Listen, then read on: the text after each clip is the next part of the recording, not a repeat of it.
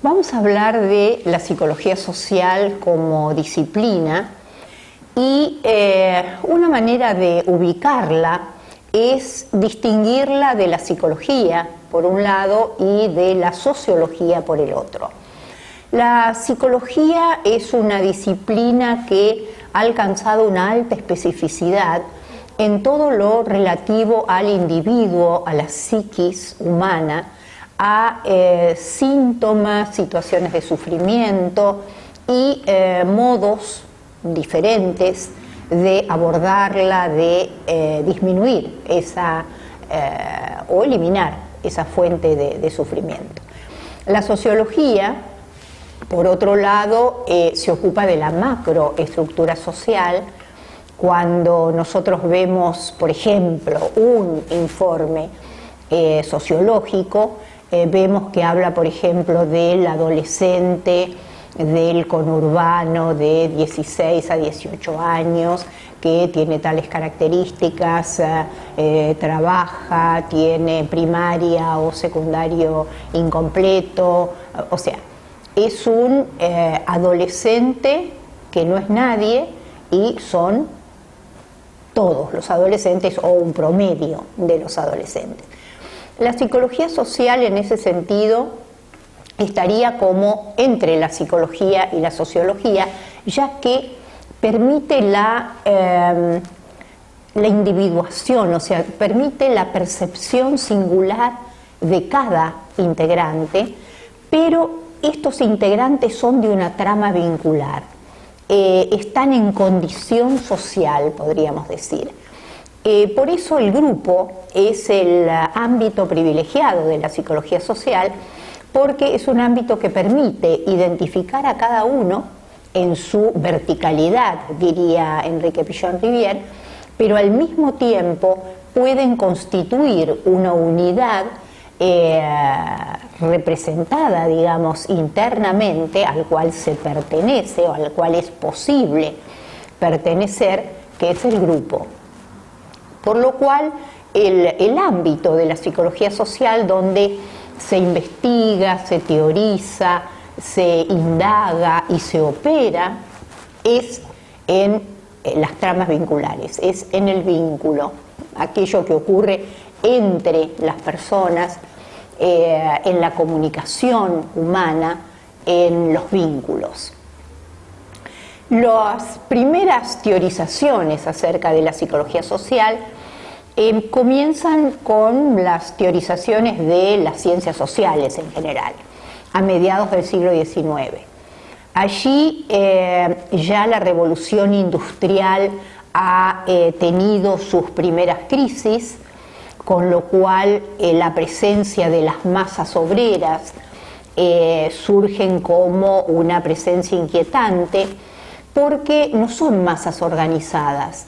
Ya no es el ejército que pasa en un desfile, ya no es una procesión organizada por la iglesia, sino que son masas autónomas, masas que se autoorganizan en sindicatos que pueden protestar en conjunto, y este nuevo fenómeno, tanto del obrero como nueva subjetividad, como las masas obreras, son un estímulo importante para los pensadores.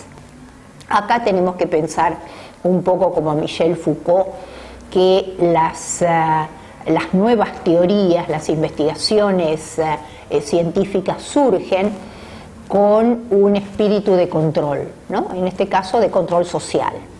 Eso inquietante como uno podía conocerlo, develarlo para controlarlo. Las primeras teorizaciones, tenemos ahí a Durkheim, por ejemplo, que se considera el padre de la sociología, donde él tiene un enfoque sociológico, por supuesto, habla de hechos sociales y que la sociología se ocupa de hechos sociales, pero también tiene un enfoque sociopsicológico, podríamos decir, por ejemplo, cuando investiga el suicidio. El suicidio es algo profundamente individual, es una decisión individual. probablemente una de las más individuales.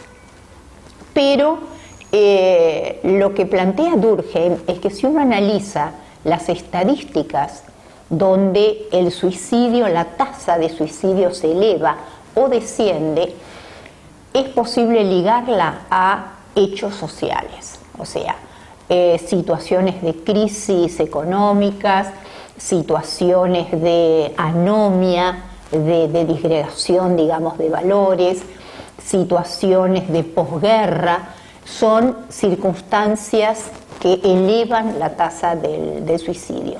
También el suicidio es más elevado en ciertas culturas, más severas, más superyoicas, podríamos decir, que en otras. Con lo cual, ahí hay hechos sociales que ejercen una determinación, digamos, una coerción sobre el individuo, llevándolo a esta decisión individual. El otro autor es Wundt, el que se considera padre de la psicología, que también tuvo un enfoque psicosocial, porque él va a hablar de la psicología de los pueblos. Es un prolífero autor, 10 tomos escribe sobre la psicología de los pueblos, planteando que tan importante como la psicología y la experimentación en psicología es poder indagar en qué es lo que pasa cuando las personas se juntan, los conjuntos humanos. Y ahí rescata los productos, digamos, de estos conjuntos humanos, que serían el lenguaje, las leyendas, los mitos, los rituales. O sea que la psicología social nace, digamos, junto con las ciencias sociales como la antropología, probablemente un poquito antes la antropología que la psicología y la sociología, pero es en la misma momento histórico, digamos. Hubo que esperar al siglo XX para que empezaran las primeras experiencias grupales y casi 100 años para que estas indagaciones sobre los grupos se volvieran más sistemáticas, donde hubiera un deseo explícito, digamos, una búsqueda explícita de indagar y teorizar sobre ellos. Acá tenemos a Kurt Lewin en Estados Unidos, tenemos a Bion en Inglaterra y tenemos a Pichon-Rivière en la Argentina. Enrique Pichon-Rivière, si bien consideramos que es un autor profundamente argentino y latinoamericano, nació en Ginebra, en Suiza, y emigró con los padres a los 3 años a la Argentina. El gobierno argentino cedía tierras a las familias extranjeras y en este caso cedió varias hectáreas en el Chaco, a la familia Pichon-Rivière en el Chaco. El proyecto del padre de Enrique era plantar algodón. Ellos pertenecían a una burguesía industrial del sur de Francia, de Lyon, con lo cual tenían industrias textiles. Y el proyecto era tener la materia prima, el algodón, para enviar a sus fábricas en Francia. Son padres cultos, admiradores de los poetas malditos como Rimbaud, Baudelaire, muy afines o muy asiduos concurrentes de conciertos, óperas, obras teatrales. O sea que el contraste entre esta vida burguesa y culta en el sur de Francia tiene que haber sido muy contrastante con esta vida campesina y sobre todo en el Chaco, ¿no? En 1910 tiene que haber sido bastante inhóspita para esta familia.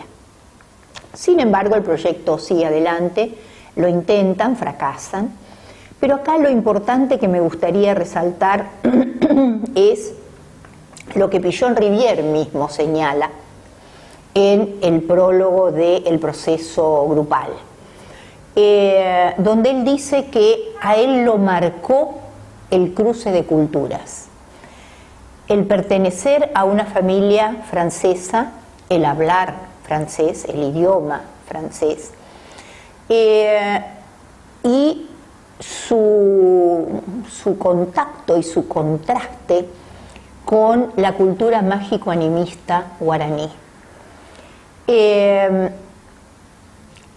Pillon-Rivière dice que este cruce de culturas lo inclinó vocacionalmente hacia las ciencias humanas.